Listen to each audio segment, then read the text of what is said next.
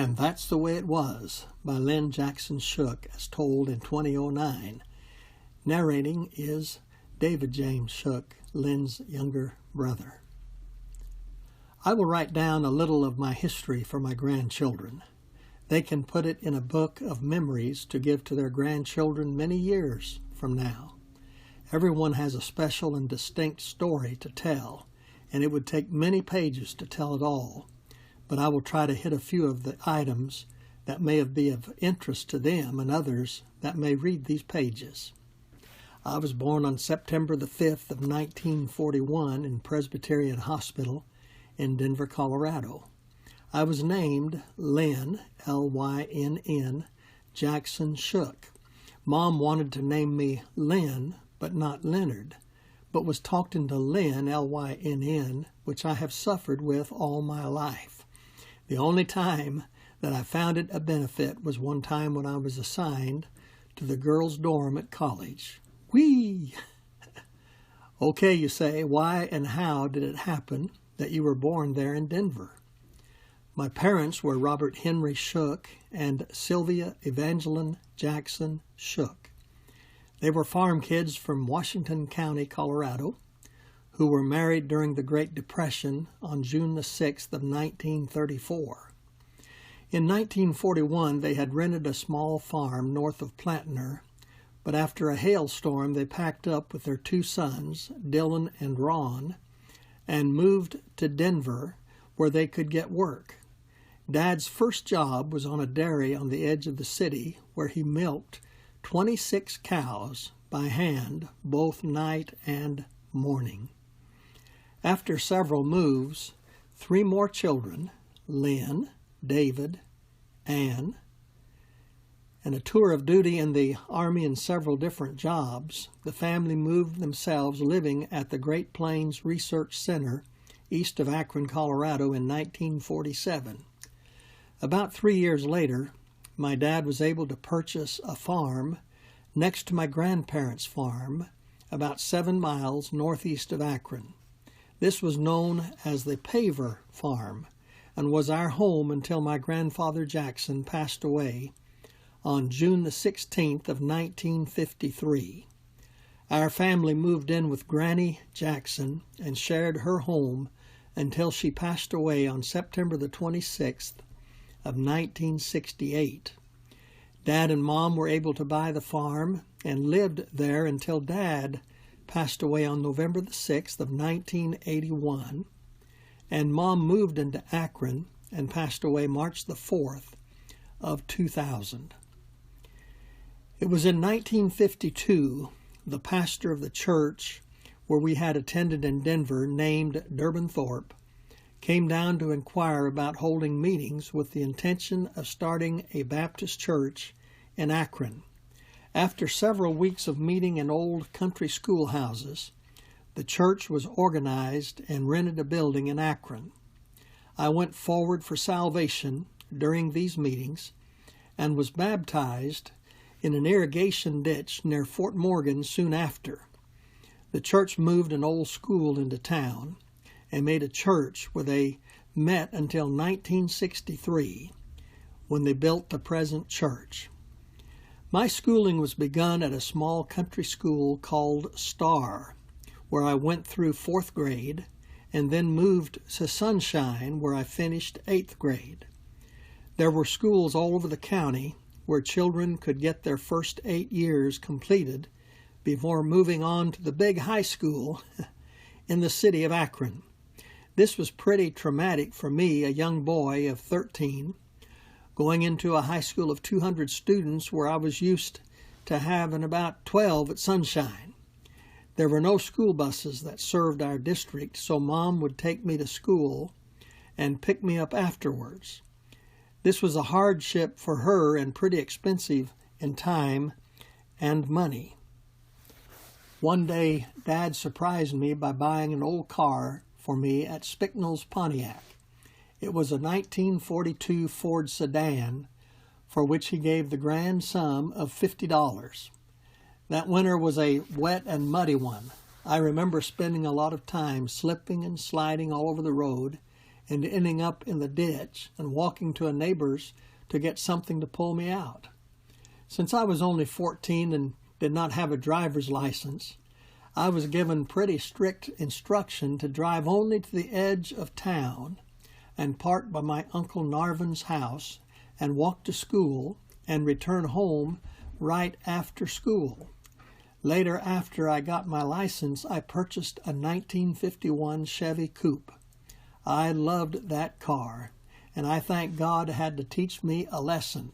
I had a wreck with that car in the summer after graduation, completely demolishing the car, but I received only a lot of bruising. The lesson is to not place too much affection on the temporal things of life. I completed my high school work and graduated in May of 1959. My father, Robert Henry, was born on September the 13th of 1914 in Akron at the home of his grandparents, Robert Arthur and Fanny Morgan Shook. And in parentheses, the Morgans were related to Daniel Boone, close parentheses. Dad's parents were Dillon Leroy and Osa Sally Shook. They had 3 children, Norris Lee, Robert Henry, and Clyde Wilbert. Grandma Osa was from Missouri and had only arrived in Colorado in 1909. Her father was Henry Sally, who was a Methodist preacher. He often rode horseback in long circuits preaching in country churches that did not have full-time pastors. He died after one of these trips in 1914 at his little farm where the David Thompson family now live. So as you see, Robert Henry was named after both his grandparents. The Shook family had originally come from Germany. They arrived in Maryland in the early to mid-1700s and migrated to Indiana and later on to Iowa and Nebraska. R.A. Shook came to Colorado in 1888 and started a ranch north of Platner. He later moved into Akron where he had a real estate office, implement business, a newspaper business, and was one of the founders of the Citizens National Bank. My grandfather, Dillon Leroy, was born on January the 25th of 1890 on his father's ranch at Platner. Of course, he was quite a cowboy and ran the ranch after his father moved to town. He and Osa later had their own ranch west of Akron, about 12 miles. He was also involved in several of R.A.'s businesses. During World War I, there was a worldwide flu epidemic that killed thousands and thousands of people. Grandfather Dillon was only 30 years old when he was stricken and died on February the 1st of 1920. At this time, Osa was left with 3 small children. My dad was 5 years old. Because times were hard and Grandma Osa could not provide for her family, she allowed her sister Effie Williams to take Robert to raise. Dad spent the next 8 years growing up on the Williams Ranch, which was next to the ranch where he had lived as an infant on his parents' homestead 12 miles west of Akron. Osa later said that she would never have entered this arrangement if she had known how hard that Uncle Claude made Bob work. Dad came home after 8 years to enter high school, but quit after starting his 9th grade 2 different times. He and different buddies would take off and bum around, riding freight trains to California or wherever they chose to go, working for a short time here and there. My mother, Sylvia, was born on her parents' farm northeast of Akron, went to Sunshine School and Akron High School, and even entered college at Greeley, but came home after 1 semester to run off and marry that Bob Shook. Sylvia was born May the 5th, 1916. She was the last of 9 children born to Charles Fremont and Anna Coates Jackson. The Jacksons had come here from Illinois, and the Coates had come from Kentucky. Both families had been early settlers in northeast Colorado, first homesteading in Phillips County south of Haxton, where this ninth baby was born, they could not think of a name. So for several months, she was just called Baby or Baby Jackson. Finally, when she was almost a year old, an uncle from Illinois was visiting and suggested calling her Sylvia. So they did. She chose her own middle name many years later from a character in a book she was reading, Evangeline. After I graduated from high school, I entered college at Greeley, where I studied education, history, and government. I graduated with a BA degree on August the 15th of 1963. It was my intention to teach history in a high school, but took a turn and decided to teach middle school from 5th through 8th instead. While in college, I renewed a friendship with one of my high school classmates, Mary Ann Schenkel. During my senior year, we began to date pretty seriously, and I asked her to join me in Castle Rock, Colorado, and on my first teaching job. We were married on August the 18th of 1963 and moved into an apartment in Castle Rock on August the 25th and started my first job immediately. A very busy time. This may be a good time to tell you a little about the Schenkel side of your family. Your grandma, Mary Ann, was born on February the 2nd of 1941 in Brush, Colorado, but lived all of her growing up years on the farm 8 miles south of Akron. Her parents were Roy Andrew and Donna Polk Schenkel. Mary Ann attended a small country school on the corner 1/2 mile north of Chinook Ranch until 4th grade, when the school merged with the Akron district. She completed high school and we graduated together in 1959. She went to Denver after high school and attended a business college and worked in a government office for a year or more. She then came to Greeley and started college, and as they say, the rest is history. Donna had been in Colorado for a few years when her parents had a homestead, but had spent most of her life in Ohio. Roy had been born on January the 5th of 1900 in Minnesota, but came with his parents, Fred and Mamie Baker Schenkel, to homestead in Colorado in 1909. Roy and his brother Bud and his sister Alice grew up in Akron, moving to the farm 4 miles south of Akron in 1919, and they farmed together until the late 1930s, when the boys got married and started their own operations. Roy had heard about an old schoolmate from childhood that was living in Ohio. Donna had not married and was teaching school there. He soon renewed acquaintance, and they were married and started their life together in 1938. He was 38 and she was 36.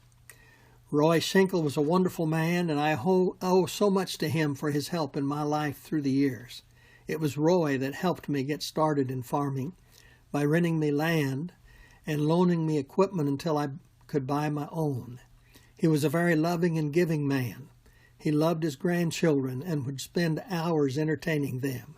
It was a very sad day when he passed away in October of 1980.